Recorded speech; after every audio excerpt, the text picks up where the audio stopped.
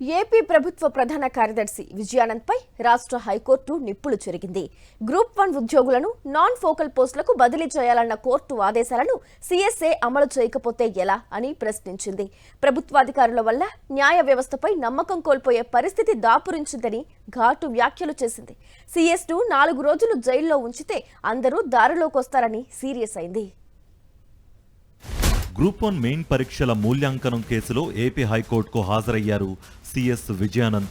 Group 1లో ఎంపికైన అధికారులను focal, non ఫోకల్కు మార్చాలన్న తమ ఆదేశాలు పాటించకపోవడంపై హైకోర్టు తీవ్ర ఆగ్రహం వ్యక్తం చేసింది. ఈ నెల 11న ఆదేశాలిస్తే ఇప్పటి వరకు ఎందుకు అమలు కాలేదని సిఎస్ను ప్రశ్నించింది. కోర్టు ఆదేశాలను అమలు చేసే ఉద్దేశం లేకపోతే కోర్టులను మూసివేయడం మంచిదని ఘాటుగా వ్యాఖ్యానించింది. కోర్టు ఆదేశాలను అమలు చేయకపోవడం ద్వారా మిగిలిన అధికారులకు ఏం సందేశం ఇస్తున్నారని ఆయన్ను ప్రశ్నించింది. ప్రజలకు న్యాయం చేయడానికి, న్యాయ వ్యవస్థ ప్రతిష్టను కాపాడటానికే తాము ఇక్కడ ఉన్నామని, ఈ విషయంలో ఎట్టి పరిస్థితుల్లోనూ రాజీ పడే ప్రసక్తే లేదని తేల్చి చెప్పింది. ప్రభుత్వ అధికారుల తీరు వల్ల న్యాయ వ్యవస్థపై ప్రజలు నమ్మకం కోల్పోయే పరిస్థితి దాపరించిందని ఘాటుగా వ్యాఖ్యానించింది. త్వరలో పదవీ విరమణ చేయనున్న విజయానంద్ను 4 రోజుల పాటు జైల్లో ఉంచితే అధికారులందరూ దారిలోకి వస్తారంది.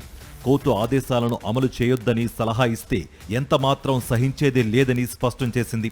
అటు అడ్వకేట్ జనరల్పై కూడా ఏపీ హైకోర్టు సీరియస్ అయింది. సిఎస్ను వివరణ అడిగితే ఏజీ వాదించడంపై అభ్యంతరం వ్యక్తం చేసింది. సిఎస్ను ప్రశ్నిస్తుంటే ఏజీ సమాధానం చెప్పడం సరికాదంది. కావాలని తమ ఆదేశాలు అమలు చేయలేదని వెల్లడించింది న్యాయస్థానం.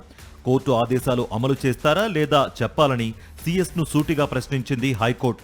ఖచ్చితంగా అమలు చేస్తామని కోర్టుకు తెలిపారు సిఎస్. ఎప్పటిలోగా అమలు చేస్తారో చెప్పాలని న్యాయస్థానం అడగ్గా రీజనబుల్ టైంలో చేస్తామని బదులిచ్చారు. దీంతో 15 రోజుల సమయం సరిపోదా అని సిఎస్ను ప్రశ్నించింది.